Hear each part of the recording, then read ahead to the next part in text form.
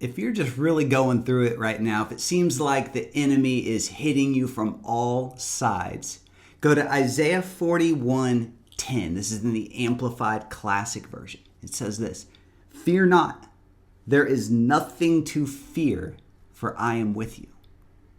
Do not look around you in terror. Do not be dismayed, for I am your God."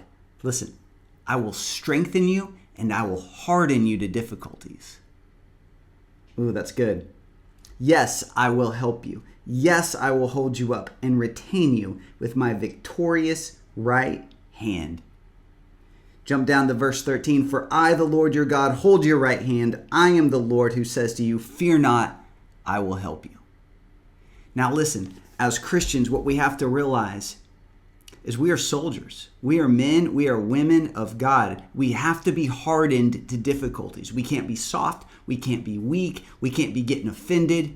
No, we're tougher than that. We have thick skin because of who lives inside us and who holds our right hand. When you read this, you read it as a command. You say, "Yes, sir, I will fear not, because I know you are with me. You just promised me." And then our prayers sound like this.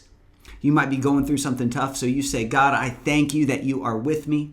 You are retaining me with your victorious right hand. You are holding me up. I am hardened to difficulties. Nothing phases me. Nothing gets me down. Nothing steals my joy, because I know that you are with me always. And together, God, we can't lose."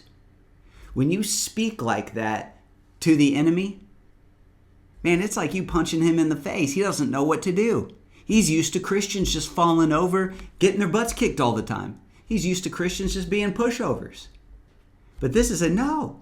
I'm hardened to difficulties. I've got God inside me. He holds me up. He makes me victorious.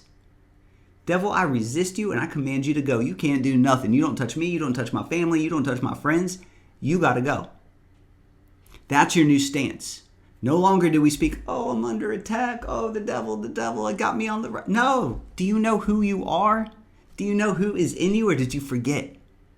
Go back to Isaiah 41:10. I will put the scripture below. I'll put a link below with more scriptures, more strategies, more prayers to help you increase in every area of your life. Click below, grab that. Make sure you like and subscribe and share this with somebody you know who's going through it too. All right. I love you guys. I'll see you in the next one.